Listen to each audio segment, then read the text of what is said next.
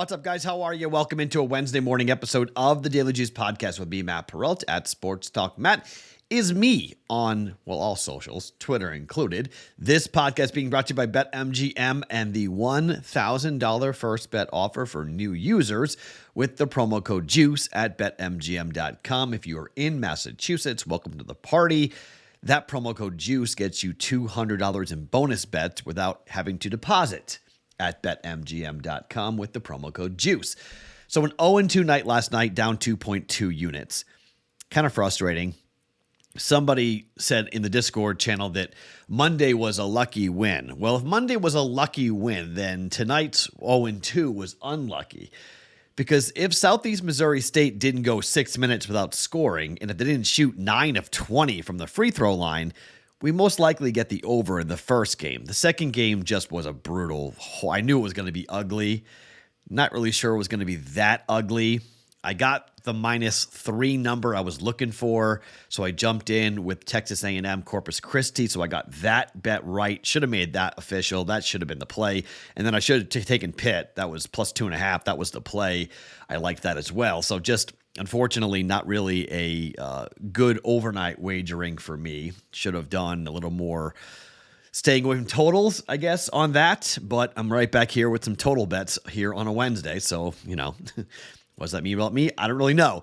But I got one bet in the NHL. I have one bet in the NBA and one bet in college basketball. I have no idea what to do with the Fairleigh Dickinson number. The only reason I bet the Corpus Christi game is because Steve Lutz is a friend, and I've worked with Coach for a long time, and I've known him for literally, over a decade. So I was phenomenally happy for him and sent him a text, and I was just so happy for him that he won that game. He covered for me, which was great. They win by 4, depending on what number you bet. They were 4.5 at open, down to 3.5 at most books, and then right before the tip-off, money came in on Southeast Missouri State, which, again, I had great closing line value on both games last night. Great closing line value.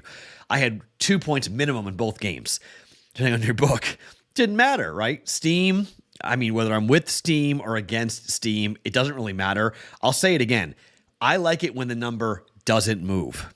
I prefer the number to stay right where it is, so I can do research, I can play off of it, and I can bet. And I am perfectly comfortable betting games that nobody is betting, and the number doesn't get touched, and it just goes the way I want it to go. If the number moves in my favor, great, but in college basketball right now, it just feels like when the number moves, I'm just not on the right side, whether it helps me or hurt me. When that number moves, I'm like, uh-oh, that's not good. So we're down 1.2 units on the week. Long way to go. I went with one bet on Monday, 2 bets on Tuesday. I'll have 3 bets going, and then Thursday and Friday, obviously, we'll get in really heavily. So here's the thing, all right? If you haven't joined the BettingPros and Daily Juice Bracket Challenge, this is what you can do. It is our March Madness Bracket Contest, free bracket contest, which has prizes available, and some of the prizes are absolutely awesome. You're going to go to bettingpros.com/juice/ I don't know if that second slash is needed, but I think it is. This is pinned on top of the Daily Juice channel on the Discord channel. In case you need a direct link, you can grab that. The first overall Betting Pros prize winner will get a lifetime premium subscription to both Betting Pros and Fantasy Pros, and a signed Giannis Antetokounmpo jersey. Hi. If you come in second place through 10th place, you get 1 year of premium subscriptions to both Betting Pros and Fantasy Pros, and the top 5 Daily Juice listener brackets will also win free Daily Juice swag on top of the prizes listed above. Be sure to download the Betting Pros app to build a winning bracket this year and use the free Bracket Optimizer to create a bracket in seconds. Optimize your bracket with trusted sources like KenPom, BPI, and the most accurate bracket experts tracked by Betting Pros.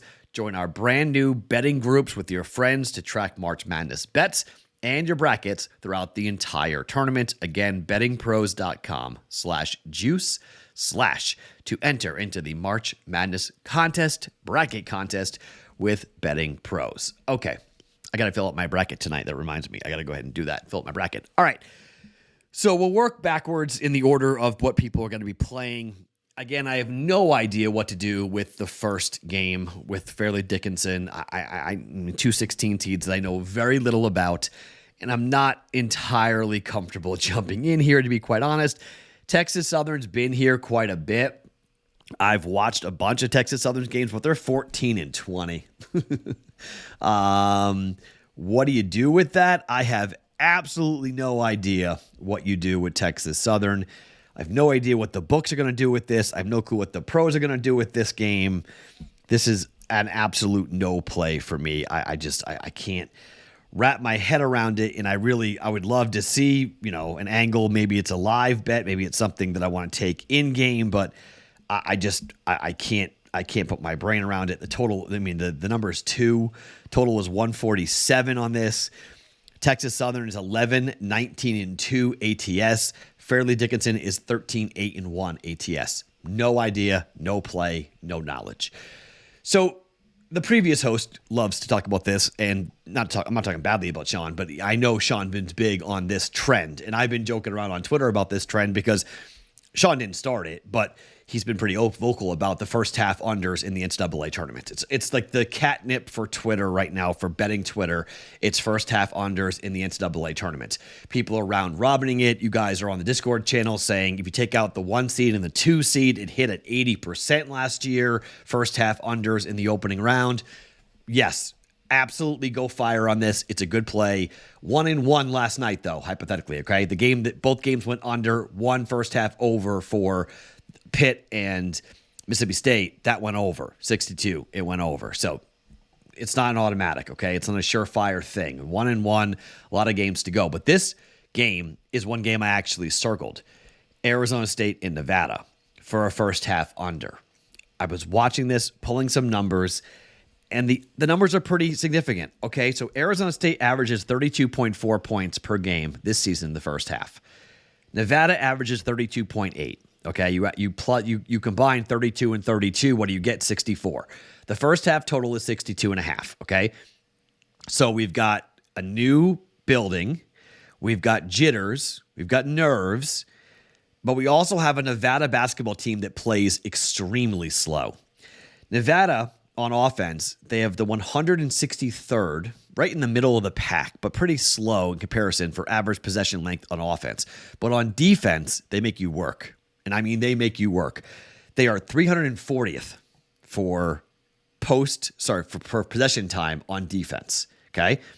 They're not looking to, they are in your face. They play tenacious defense. They're going to grind you and make you work the shot clock. So when you have fresh legs, that's tremendous, right? The last 3 games for both teams, they've been averaging 28 points per first half. Now that's 56 points. Okay.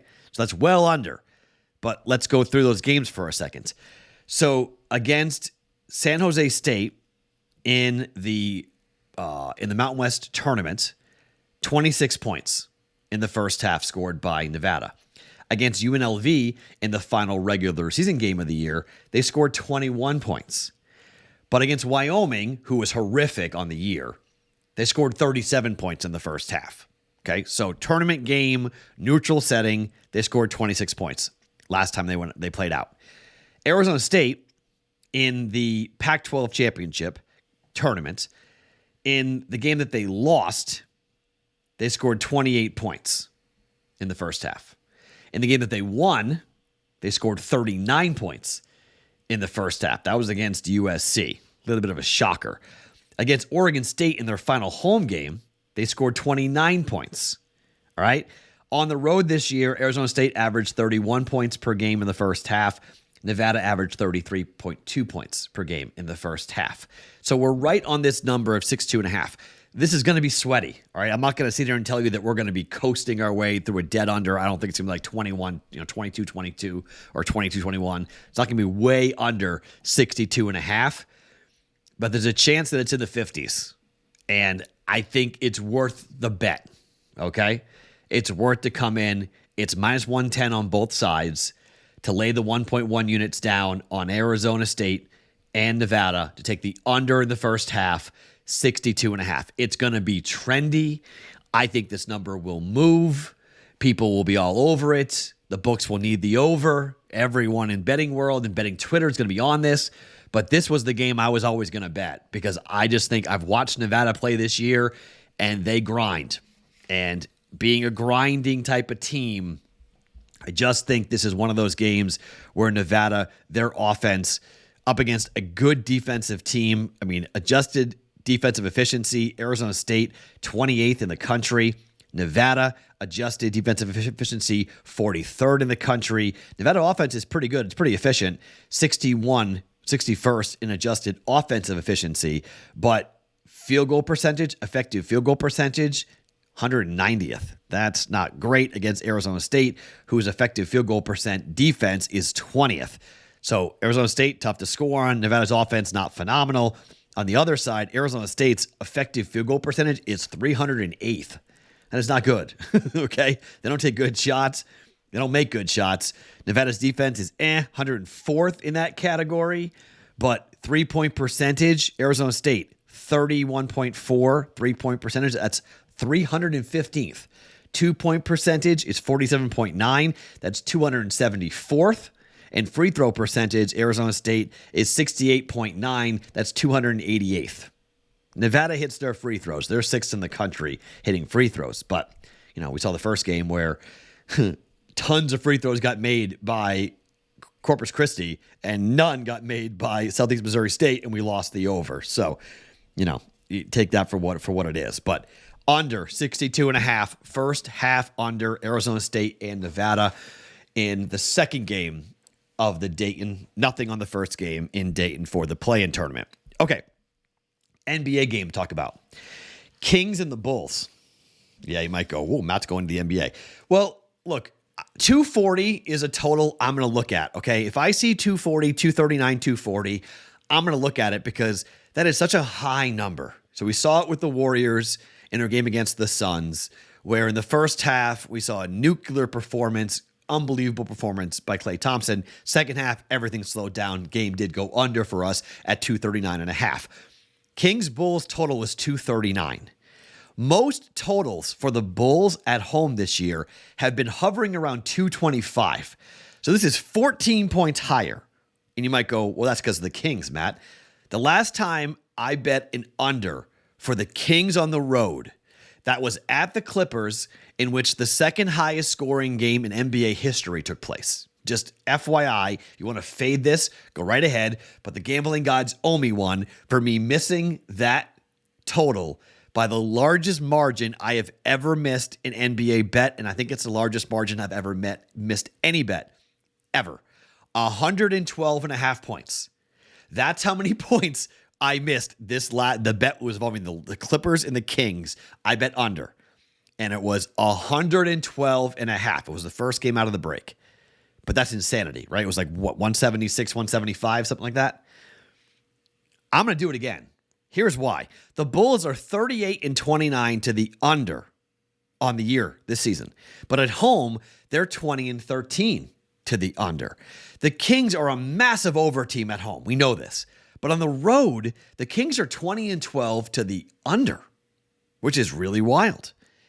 This is the highest total for a home game for the Bulls since they took on the Spurs when it was 239. Same total. That game went under by 7 points. I'm going to hope that we don't see someone go crazy in this game and bet under again. Minus 110, 1.1 units. I'm going under 239 for the Kings and the Bulls. Hopefully the Bulls don't go crazy. Hopefully they play defense and we don't see another ridiculous miss by me by 112.5 points. But again, I've talked about this before, guys. Roller coaster ride. We go up, we go down. February, I was red hot. Couldn't have been hotter in February. March, I might not be, okay? March might be a scuffling month. I might be giving a lot of units back, okay? I've been giving units back. Last week we lost. Down this week, just FYI. So again, I tell you what I'm betting. If you want to fade me, I don't care. Don't be a jerk about it, but I don't care. I'm just giving you what I'm playing. You want to play the opposite, that is fine. My job is to give you the information that I'm playing. You don't agree, go the other way. That might be the case for the hockey bet here tonight. It's the Wild and the Blues. How about this? The Minnesota Wild, a team that's made maybe more money on for us since I've come back to the juice than anybody else, to the under. 3-0 to the over their last 3 games. 9, 7, and 6 goals scored in the 3 games involving the Wild. The Blues are 2-1 to the over their last 3, 5-5 over their last 10 games at home. This is Fleury against Binnington. Fleury's better on the road than at home. But Binnington's got a 3.1 goals against average and gave up 4 goals in the 5-3 loss in St. Louis the first time Minnesota played at St. Louis. 5-3, game went way over, 6. This is the last game of the 4-game road trip from Minnesota. 3 games have gone over on this trip so far. I like betting streaks, okay?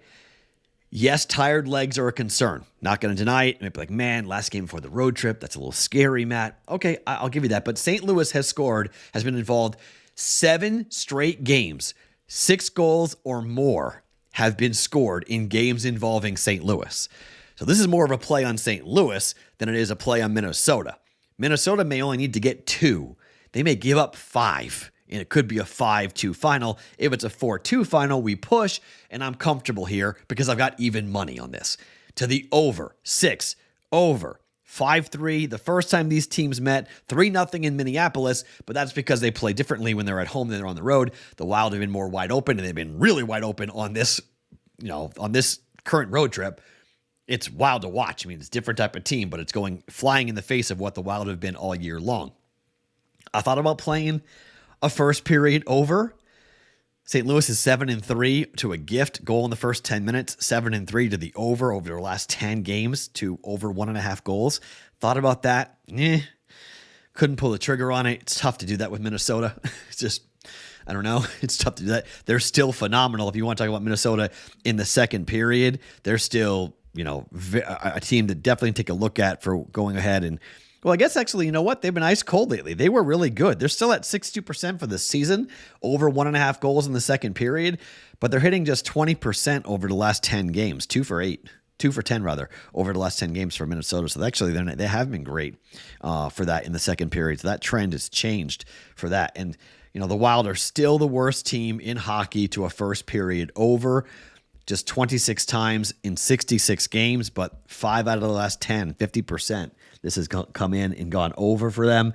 In St. Louis, as I said, 7-3 rather, to the over in a first period. So you want to bet over 1.5 goals, you can do that if you want. And the gift for St. Louis as well has been a pretty profitable bet to come in. It's kind of weird, but they're 7-3 to a goal in the first 10 minutes.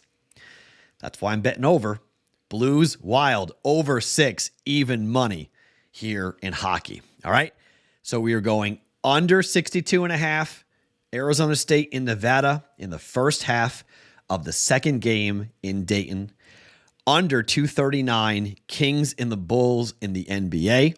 And over 6 goals for even money for the Wild and the Blues. All those bets are to win 1 unit coming back.